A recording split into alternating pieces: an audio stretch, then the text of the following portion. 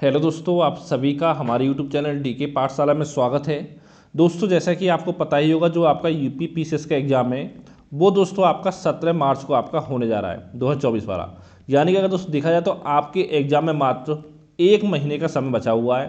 तो दोस्तों उम्मीद करता हूँ कि आपकी तैयारी अच्छे से चल रही होगी।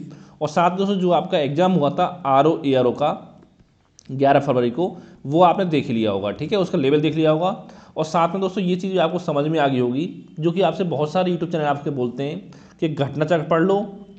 ठीक है, घटना चक्र पूर्वावलोकन और आपका लूसेंट पढ़ लो, तो उसके बाद आपका एग्जाम निकल जाता है। तो दोस्तों वो चीज़ आपको आर ओ के पेपर को देख कर समझ में आ गई होगी कि इतना आसान आपका एग्जाम निकालना नहीं है। यानी अगर आपको एग्जाम वाकई में निकालना है तो दोस्तों कुछ स्टैंडर्ड बुक जो आपकी आती हैं वो आपको पढ़नी ही पड़ेगी किसी भी कीमत पर।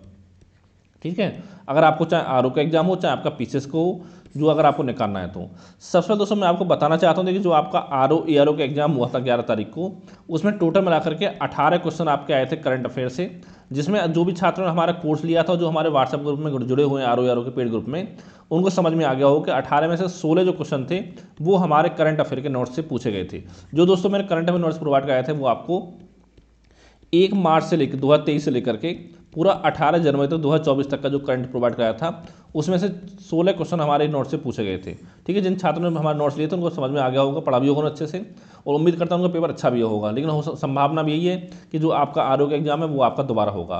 तो दोस्तों जो आपको मेन फोकस है वो एक महीने में आपको यानी यूपी पीसीएस के लिए करना पड़ेगा, जब तक आपका पीसीएस का एग्जाम होता है।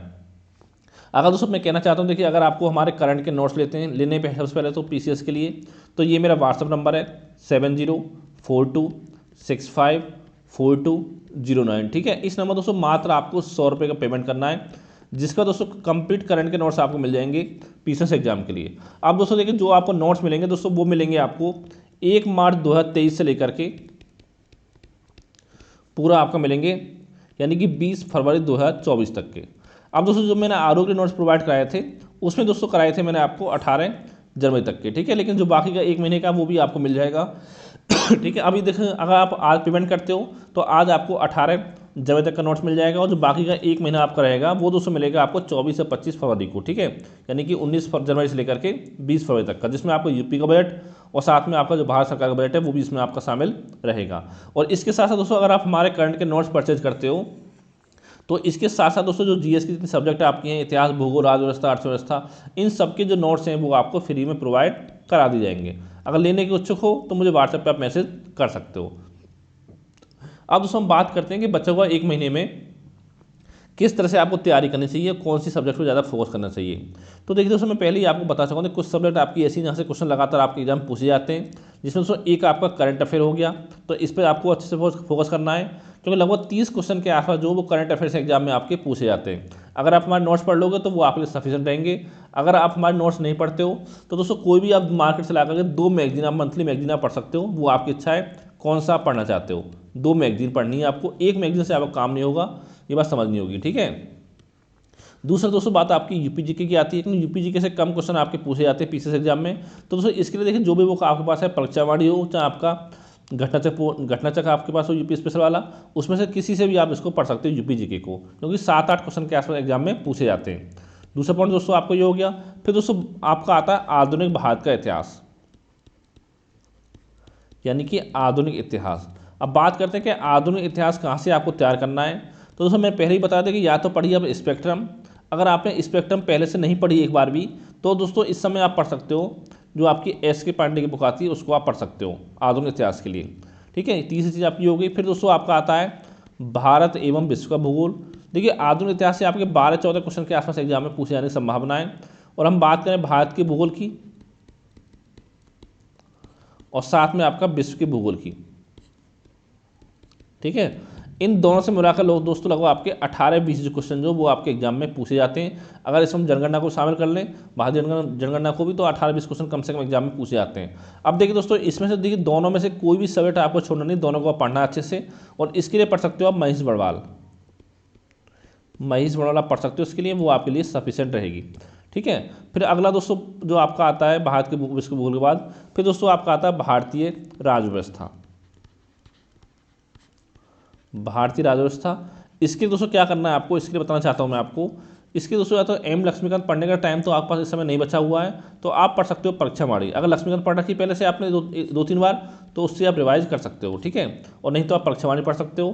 फिर आपका आता है भारतीय अर्थव्यवस्था। तो दोस्तों मैं बोलूँगा देखिए इसके लिए कोई बुक आप ना पढ़ें, क्योंकि इतना समय आपके पास एग्जाम के लिए नहीं बचा हुआ है, ठीक है। भारतीय अर्थव्यवस्था के लिए बस 2-4 टॉपिक है, जैसे कि आपका पंचवर्षीय योजना आपकी हो गई, ठीक है, और केंद्र सरकार योजना हो गई। इन टॉपिक को आपको तैयार कर ले सॉरी, इन टॉपिक को आपको तैयार कर लेना है। और बाकी दोस्तों जो भारतीय अर्थव्यवस्था क्वेश्चन आपके आते हैं वो मेनली करंट अफेयर बेस पे आपके आते हैं, जिसमें आपका भारतीय अर्थव्यवस्था साथ में आपको कृषि भी पूछा जाता है कि किस फसल के उत्पादन में कौन सा देश शीर्ष पर है, कौन सा राज्य शीर्ष पर है, ठीक है। ये आपका हो गया, यहाँ से अब तैयार हो जाएगा। फिर आपको बचता है पर्यावरण। तो पर्यावरण की दोस्तों पढ़नी है आपको परीक्षावाणी। और इसके अलावा जो अगला टॉपिक का सब्जेक्ट आपको बचता है वो है आपका सामान्य विज्ञान। सामान्य विज्ञान के दोस्तों आपको पढ़नी है लूसेंट की जो बुक आती है सामान्य विज्ञान वाली, वो पढ़नी है आपको, लूसेंट सामान्य विज्ञान, ठीक है। उससे आपका ये जो सामान्य विज्ञान ये आपका कवर हो जाएगा। तो दोस्तों ये तो बात आपकी हो गई जीएस की। और साथ में एक आपका स्टैटिक जीके में आपका और आता है, वो आप लूसेंट पढ़ लोगे, जो पीछे वाला विविधल पार्ट है, तो उससे आपका कवर हो जाएगा विविध लूसेंट, ठीक है। तो ये आपका स्टैटिक जीके हो गया। फिर बात दोस्तों आपकी आती है सेकंड पेपर की सीसेट की, क्योंकि पता होगा सीसेट केवल आपको क्वालिफाई करना है। इसमें दोस्तों क्या आता है कि आपका हिंदी आता है, हिंदी के लिए कोई भी बुक पढ़ सकते हो जो आपकी इच्छा हो, ऐसे अंग्रेजी के लिए कोई जो बुक आपकी इच्छा हो पढ़ सकते हो। और वही काम करना है आपको मैथ में, रीजनिंग में, जो बुक आपकी पढ़ने की इच्छा हो उसको आप पढ़ सकते हो। क्योंकि दोस्तों यहाँ पर ज़्यादा डिफिकल्ट क्वेश्चन आपके एग्जाम में नहीं आते, ना तो मैथ से ना आपके रीजनिंग से। जो दिक्कत होती है सीसेट में दोस्तों वो तो होती है आपको इंटरपर्सनल स्किल्स में, इंटरपर्सनल स्किल्स। तो इसके लिए क्या करना दोस्तों, अगर आप मार्केट में जाओगे देखिए या तो आपको अरिहंत की या घटना चक्र की कोई भी अगर बुक मिल जाए तो उससे आप इसी सेट पढ़ सकते हो। क्योंकि यहाँ पर कोशिश करनी है आपको 33% अंक लाने हैं कि क्वालिफाई करना है। और एक चीज़ आपको समझ होगी, अगर आपके सी सेट में 33% अंक अगर आपके नहीं आते हैं तो जो आपकी जीएस की कॉपी है वो आपकी चेक नहीं होती है। और जीएस में आपको कोशिश करनी है कि लगभग 95 से लेकर के 100 क्वेश्चन के आसपास जो हैं वो एग्जाम में आपके सही होने चाहिए। अगर इतने क्वेश्चन अगर आपके सही हो रहे हैं तो फिर आपका प्री जो वो आपका क्लियर हो जाएगा। अगर दोस्तों इसके अलावा कोई मन में डाउट हो, सवाल, तो मुझे व्हाट्सएप पर मैसेज करके पूछ सकते हो या नीचे कमेंट करके आप पूछ सकते हो। Thank you for watching.